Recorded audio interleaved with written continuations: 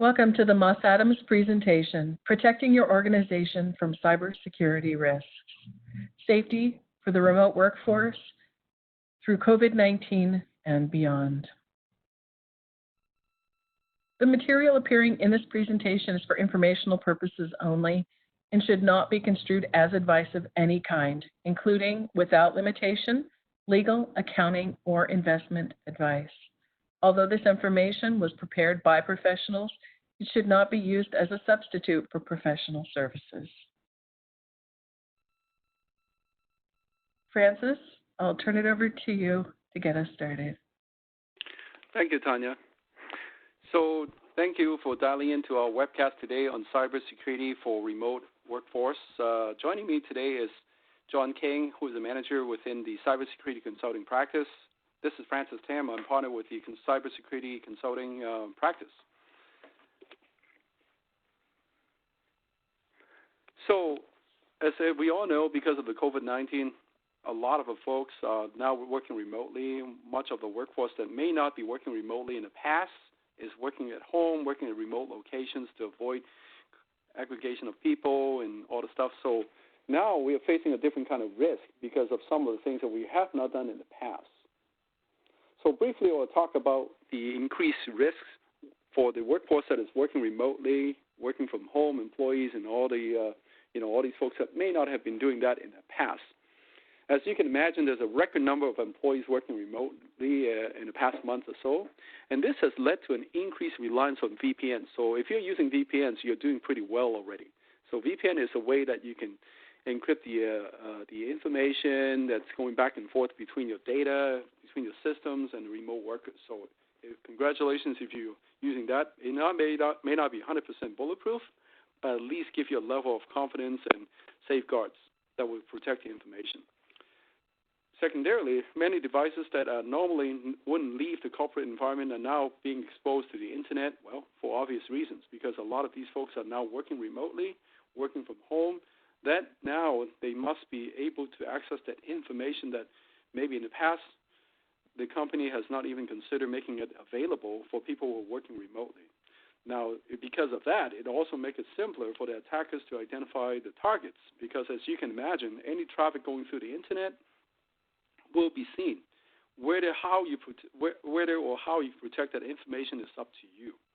So vulnerable systems that were exposed but only used minimally in the past are now utilized more, making those targets more visible to attackers. So some of the news is these days is in the last month actually popping up because of all these remote workforce.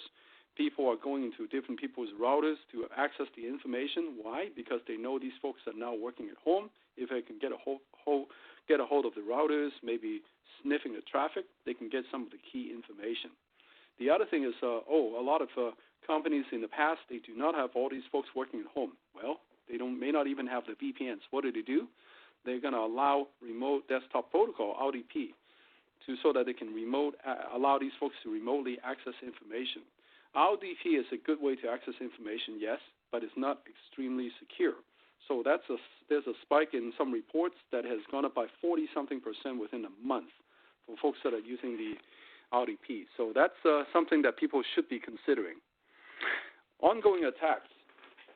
Attackers are now more opportunistic and will leverage instability to improve their odds of success. Well, now, as everybody knows, well, how much we don't know, but a lot of folks are working remotely, so therefore there are a lot more attempts.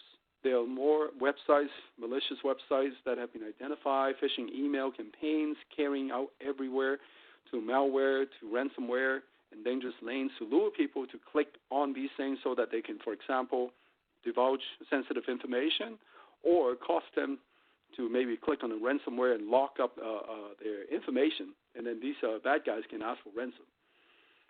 And then they can also find out, well, I know these guys may be using some kind of VPN devices.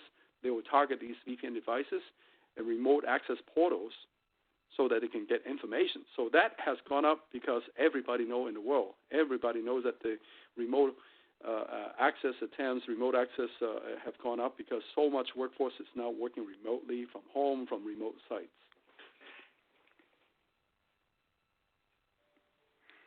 Well, as you can imagine, this will create a lot of risk. Well, from the risk management perspective, if you are a risk manager, if you are some kind of compliance folks, then you can feel the heat of it, because now that because of all this remote access, the likelihood of an attack being successful would have gone up, right? The impact of an attack increases due to the difficulty in maintaining operations and recovering under the combination of the conditions. So as you can imagine, because definitely a lot of companies have to make a lot of maybe sensitive information for people to access remotely has gone up. Why? Because maybe in the past, well, no, there's a policy in there. If it is sensitive, if it is a personally identifiable information, a piece of information, you cannot access it outside of the corporate center. Well, that has to change now. So that impact, that likelihood have to go up.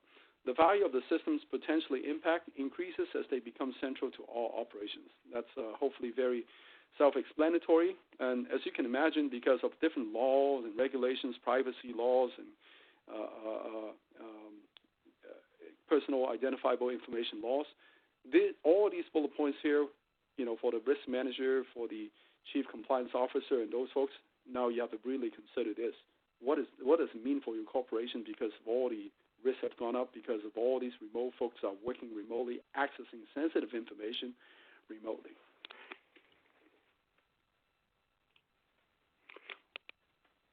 John, why don't you talk about some of the types of attacks? Because now we're seeing some of these, maybe, they are there before, but now they've really gone up. Thanks, Francis. And the big thing coming out of this, that's really apparent is that we're not seeing a lot of new attack tactics or different techniques or anything that's really, groundbreaking or disruptive in terms of the types of attacks and the approach. What we're really seeing is that most of the attackers, most of the groups are using their common methodologies, their SAM approach, but they're making tweaks to it to target folks that are uncertain. They're looking for information about this pandemic, about the economic conditions. In some cases, we see them specifically targeting, we see the attackers specifically targeting companies, maybe based on, the company's not put out a ton of information, or, their employees aren't sure and they've got a large employee base. And so the attackers are leveraging the uncertainty, the instability, and people's fears to target them better. So we see things like CEO fraud. Right? If we know that all of our employees are going to be working remote, they're going to be receiving phone calls or jabber messages or something like that with those instructions from key decision makers in the organization, we know that when the attackers impersonate that person, if they're impersonating the key decision maker and your employees are already expecting you to communicate with them with these instructions remotely via email or whatever, it's a lot easier for your employees to see the fraudulent message and not really question it, because they're expecting the communication to come in that format, right? And it's the same with email phishing, right? So we see a lot more emails flying back and forth as people aren't in the office. Maybe they're not picking up the phone as much, or they're operating off their cell phones instead of something along those lines. And so when we see the email phishing coming through, what we're seeing a lot of is these phishing scams that are designed to get people to click a link or go to a website or enter information or open an attachment, and they're trying to manipulate people's uncertainty with the situation by saying, hey, here's information about COVID-19, or visit the site that tracks it, or anything along those lines to leverage the hot nature of the current situation. And that's how ransomware begins to spread as well. And so we even see some variants of ransomware where your files are locked and the attacker is demanding payment to unlock your files, where the variant of ransomware is even named after COVID-19. COVID lock is a specific type that it's become so prevalent, and the attacker's primary method of distribution is by targeting people, by convincing them to run the program, because they're concerned about getting information about COVID. So what we're seeing a lot of is this disruption, this uncertainty is creating behaviors in people, or encouraging behaviors in people that maybe aren't the safest, aren't great behaviors. And so, as we continue to see that type of behavior from our employees when they interact with our customers, when they interact with, or for example, our IT departments interacting with users, that uncertainty on both sides of that equation creates a little bit of friction in some of those human-to-human interactions. And so when we have situations where we're trying to support our customers, IT is trying to support our employees and users, that fraudulent activity if somebody injects themselves into the process or poses as a customer or user. Because that friction's already there and it's expected, we want to make sure that we're encouraging our people to identify and basically anticipate that and continue following our processes. And then finally, with malware, we see the rise of malware is nothing new for mobile devices. We've seen that a lot, but we're seeing more and more that there's a lot of malicious apps that are making it through the automated checks to get into the Android and the iOS app stores. We're seeing those apps pop up from other locations as well. We're seeing the apps distributed by link. When somebody sends you a text message unsolicited and there's a link, be careful about what you click on there, because we're seeing some of it distributed that way as well. And a lot of these are specifically targeting information about applications that are COVID-related, coronavirus-related, related to economic impact. Huge news coming out of the United States with the stimulus bill and checks going out to Americans. So that's where we see the potential for further activity in this realm. So I know that's a lot. Francis, does that cover? Did you have other comments on that? Yeah, I think this is a good way to put it, because for the remote workforce and everything, there's an uptick of it. So, well, maybe now we can touch on what the folks need to do as the next steps, because of all these now tweaking of the techniques they're doing. What are the good things that they should do? I call it, good IT hygiene. So we can move on to the next slide. There you go. So next steps. John, why don't you talk about some of the things that people should be aware of in terms of preparing for a better cybersecurity posture? Sure, and so we've kind of gotten a few sections here. We talked about the uncertainty, and a lot of that can be kind of combated and addressed by our executive decision makers, by our key decision makers within the organization. And it really comes down to giving your people, your customers, your partners, those clearly defined policies and channels of communication. If they know where to go to get the information, they're a lot less likely to be manipulated into going to a malicious location for that information, for those updates. And so confirming that your employees know how you will share information with them becomes a critical step as well to combat the rise of that type of attack. And so when we use that type of clearly defined communication channel, again, it reduces the likelihood that the attacker will successfully impersonate decision makers, because your team knows where to go. And then by keeping them informed, they're also less likely personally to seek information from other locations.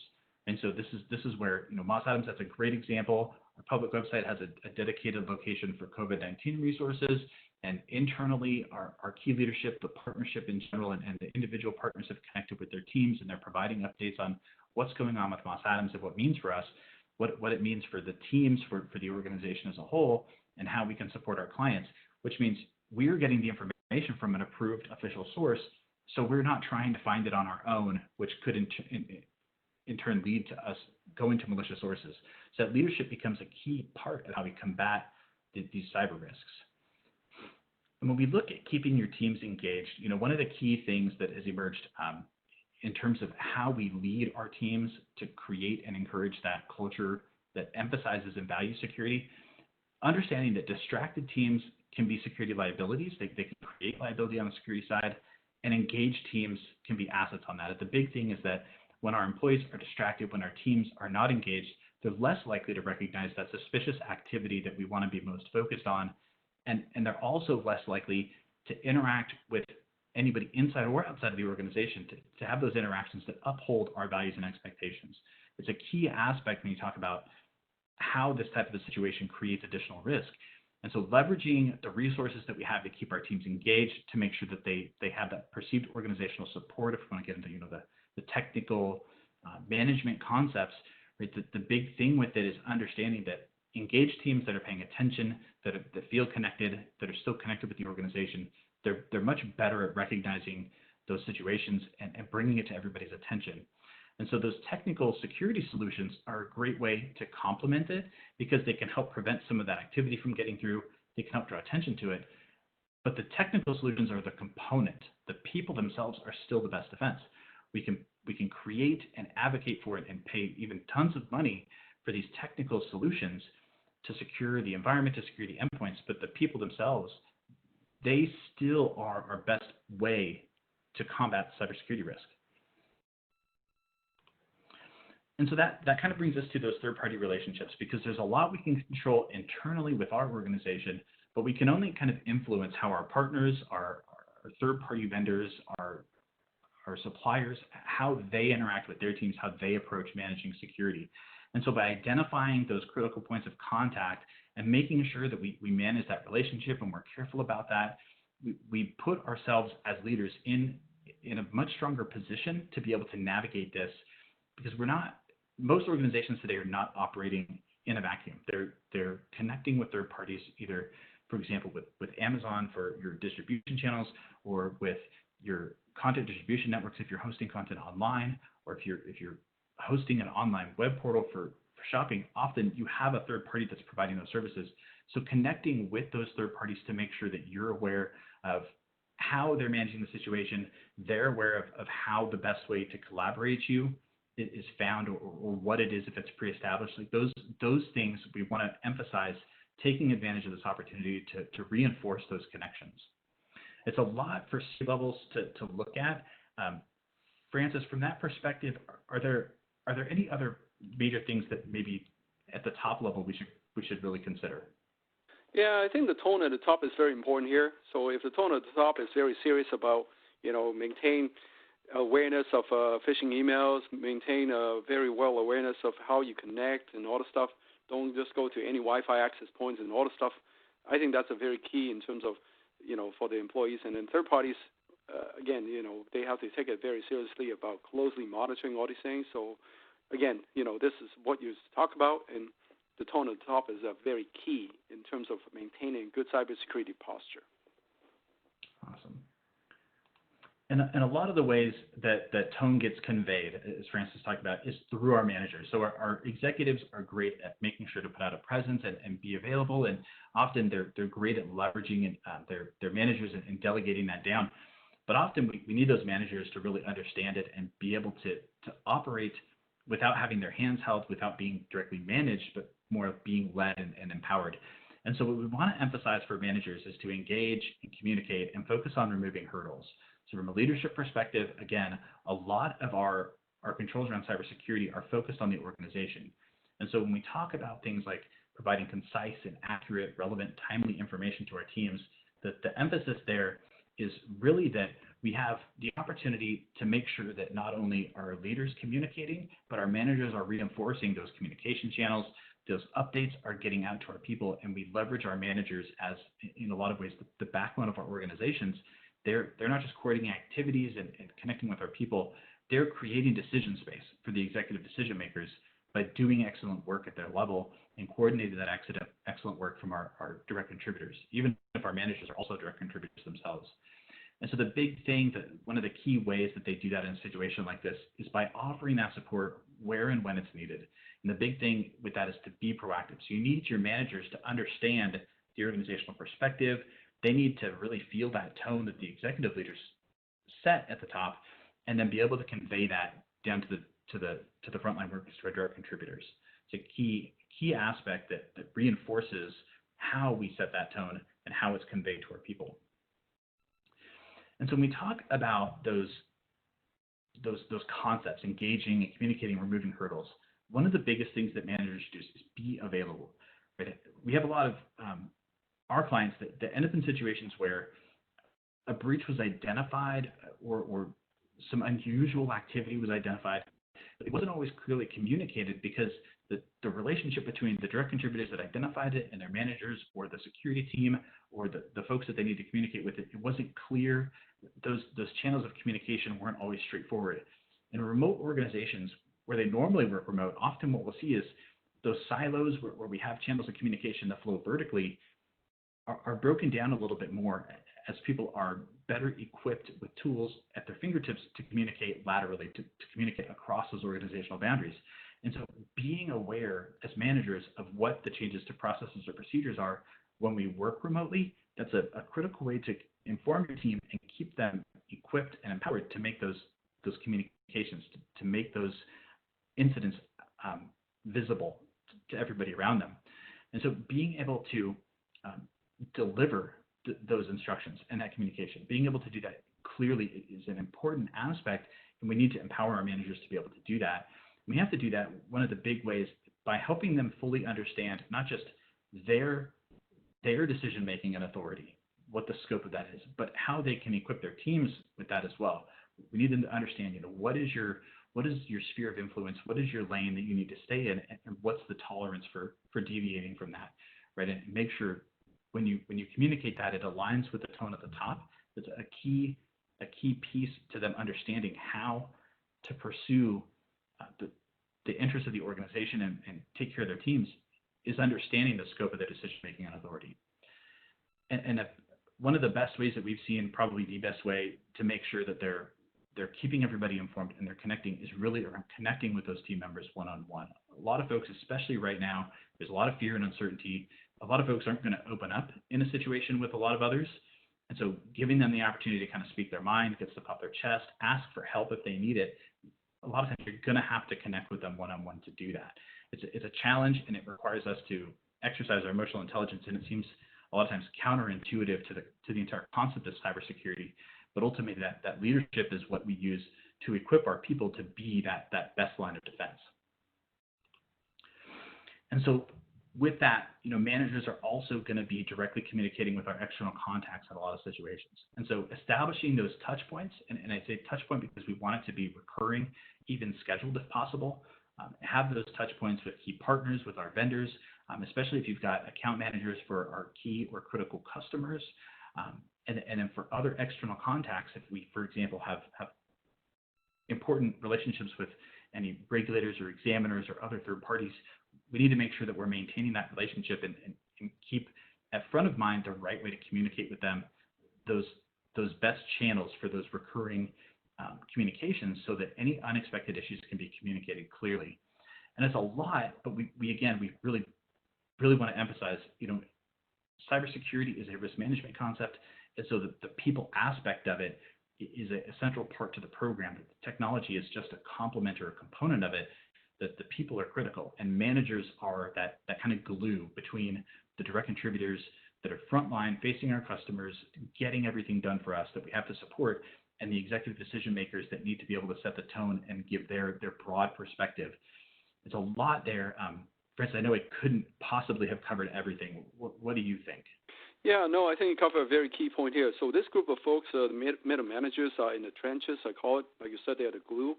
So they will get all the information, the direct orders from the tone at the top, and they will probably be the first line of people that will see any signs of, hey, this is working, this is not working, information. It's getting to the people that needs it, with the customers, with external contacts, vendors, and all the stuff. So hopefully, this group of people will be providing timely information, updating everybody, whether they are on top, above them, or outside or whatnot. And this is where we would say, hey, cybersecurity is not just about technical controls. A lot of times it's about communications, about timely information. So this group of people is very key to the whole scheme of things. Back to you, John. Thanks. And so we definitely want to talk also about those direct contributors and things that they can do directly. And so, one of the biggest challenges that we've been talking about a lot already is that focus, is that get rid of those distractions and try to help clear out that uncertainty. And it also has to be intentional. As leaders, we can't always clear everything out. We can do everything we can to clear hurdles, but we need direct contributors. We need our teams to be intentionally focused. And so a lot of it, it comes down to delivering on the mission and making sure that we're laser focused on what that concept is, which is, again, why setting the tone at the top and leveraging our managers to communicate that becomes so important. But there's some key things of just good behaviors that we need our direct contributors to exhibit. So being skeptical of links and emails, any attachments that come through, and not just in emails, but also, we saw recently some of the teleconferencing applications and collaboration apps are potentially disclosing our Windows credentials, our network credentials, if you're clicking on links that are insecurely put into those systems, or if those systems don't handle those links properly. So we have to be careful not just about the emails that we receive, but all of those links that we're clicking, all of those attachments that we're opening. We need to make sure that we trust them, that we understand what they are and where they're going, where they're going to lead us, and who they're coming from. And so those unsolicited messages, those unsolicited phone calls and text messages, they pose potential risks. So we need our people to be skeptical and logical and approach that with a careful mind. And this is where we get into, also not installing unauthorized software or suspicious applications. So we're at a point now where a lot of the response from other organizations, from bloggers, from even personalities on YouTube, different YouTubers are identifying potential applications to help you work remotely. The issue with that is, we don't want to bring in additional risk to our environment, especially right now when there's so much going on. It can be very difficult to weed through all of the noise in our logs and our systems and the different behavior that our machines are exhibiting. We need to be able to identify what our core baseline is. So when we get into some of those different the different corporate accounts and those other systems, we want to make sure that we're not leveraging computers at home as a family machine, right? So our kids don't all need to be connecting to our laptop that we brought to work from home. We want to try to separate that a little bit so that we don't end up in a situation where we're sharing that with non-work use cases, right? So a key concept there. And then finally, just from overall security, we talk about privacy in general, and we talk about, a lot of what's being recorded of your activity. So disabling or unplugging your smart home speakers and those other smart home devices is critical if you're going to be doing, like we are, on the phone a lot, talking a lot. We don't want those sounds to be recorded. And it's important for privacy too, because not all of us are working in a dedicated office. A lot of times our young professional teams they're sharing a room, they're paying rent by having roommates, and all of them need to be able to work from home. And so if they're working in a communal space, a shared space, understanding what's going on around you, make sure you don't have folks looking over your shoulder, because even if they're not intentionally going to misuse the information, we don't want to create the opportunity unnecessarily, right? So those windows that you work near, it's great, definitely important to get sunlight, but try not to work in a situation where somebody can peer in through your window and see some sensitive information on your screen. It's important considerations that often are overlooked. And so, when we talk about some of the other security efforts at home, we get a little bit more into some of the technical aspects. So changing the default password on your home devices, your Wi-Fi router, your cable modem, those things are important ways to make sure that you're taking the opportunity to do those, as Francis said, those basic IT hygiene things. We want to take advantage of this opportunity to make sure that we're doing that. Things that we should do all the time. But again, because the risk has increased, it becomes more important now to do those things. And so one of the other things is, we don't want to permit unknown or insecure devices. So we don't want to be sharing our Wi-Fi with our neighbors. We don't know what they're adding to it. If we need to change our passwords, then we need to do that. But we shouldn't be connecting unknown, insecure devices to the same network as our work computers. And we don't want to share or change any information without the proper approval. So again, this goes back to following policy. We don't want to be changing anything about accounts or anything like that if we haven't followed the proper process. And again, bypassing policies or processes, it can be a lot easier when we don't feel like we're in the office or anything like that. That this is a great opportunity through all of our managers to re-emphasize, hey, this stuff is in place for a reason. We have to make sure that we're validating our customers' identities, our team's identities before we make any changes on their behalf. And we need to make sure that we reinforce that with our team members and that our direct contributors, again, put that focus on that intentionally. We still have to do things the right way, right? So it's a lot there. Francis, I know this is a ton of stuff, and we have a little bit more. Do you have other comments on this that we should cover? No, I think these are all good points, and hopefully everybody have some takeaway, because we're talking about C-suite people, the middle managers, and then the direct contributors. So by no means this is all you can do, but hopefully this will give you some good best practices, I call it, good IT hygiene. And then, next time we'll talk about some of the technical components. But these are the things that I think communications-wise, good practices-wise, people should practice all the time. Well, because of the remote workforce now, some of these things that, maybe in the past are not that important, but now because of all these things that are being exposed on the internet, people should be more aware and make sure they practice them, very, very well and on a daily basis, because not only us, the good guys, the bad guys are also going to focus on these things and see what they can get from you folks when you're working remotely. Yeah, 100%. So we talk about some of the technology checks. I know we focused a lot on the leadership aspect, the people aspect. we do still want to do things well with our technology. As we talk about strong passwords, right? So not just passwords that we change every 30, 45 days, but passwords that are actually difficult for computers to guess. And we really want to emphasize multi-factor authentication is a huge aspect to improving how we authenticate and reducing the likelihood that our attackers will be able to take over our accounts. And one big thing about it, SMS, your text messaging type multi-factor, definitely not as strong. It is better than nothing. However, we really want to encourage everybody, go out of your way and see if you can identify a different approach. You've got free applications with Google Authenticator, with Microsoft Authenticator, and other options that are out there from different sources to improve multi-factor authentication where you're not relying on your cell phone's phone number, which the risk there is that can be changed, that can be cloned, right? When we talk about hardened configurations, we're talking about taking the operating system that you're working on your laptop, taking the BIOS, the firmware, the applications that you install, all of those underlying components, and basically disable the things you don't need, disable the things you don't use. Make sure that you're installing updates. Make sure that you're running and installing updates for your anti-malware, or your anti-spyware software, whatever it is that you use.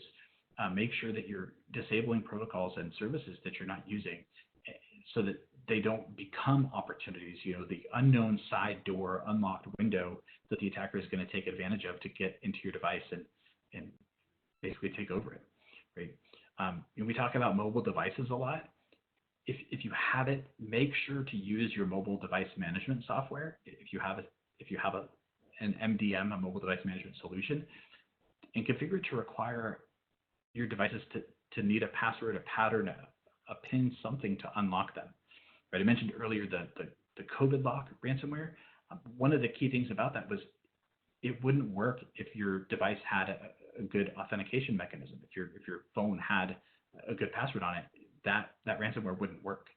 So take advantage of that as a good preventive mechanism and encrypt the data on there. But even though we're all working from home, there's still the risk that it could be stolen, that it could be left somewhere by accident. So make sure that you're encrypting those devices. And it's not as widely used yet, and it should be, but anti-malware on mobile devices is important. And then we talk about logging and auditing a lot, and it's a good technical thing, but even if we did a great job looking at logging and auditing and how we manage security information and event management inside of our network at the office, it changes when our devices are outside the office so much. So go back to your systems and review and make sure that you are going to be getting alerts if something does go wrong. So test that and confirm it. And do the same with your cloud-based or software as a service applications. Make sure that you're disabling public access by default. We, a couple of years back saw several issues with public Amazon Web Services S3 buckets being exposed, and including very sensitive information. Make sure to encrypt your data. Use that data leakage prevention functionality if it's available through the system. So Microsoft 365, Dropbox, Box.com, they have options for that. Enable those and make sure to look at the best practices guides for those. And then critically, make sure that you have backup recovery services enabled. Don't leave it to just trust that the vendor is going to continually operate perfectly. That never happens. Their model doesn't even permit for that to happen. So make sure that you have the backup and versioning enabled so that you can revert any changes. So it's a lot here. Francis, what do you think? Yeah, in closing, I think we pack a lot of information in 30-something minutes. So hopefully there's some takeaway for all the folks here, whether you're CEO, CFO type, middle management type, or IT people type. No information is one size fits all. Depending on your business model, your architecture, and all the stuff. Hopefully, this will give you some tidbits, some of the best practices that you may want to follow. And then also, we will upload this webcast as well as a PDF file, what we call a checklist for best practices. You can use it as a reference. Take a look and see what you think you may need to do. And then in closing, if you have any questions, we're always available to answer any questions, John and I. Feel free to email us, and our contact information will be in the slide deck. Thank you, everybody, and wish you a good day. Thank you.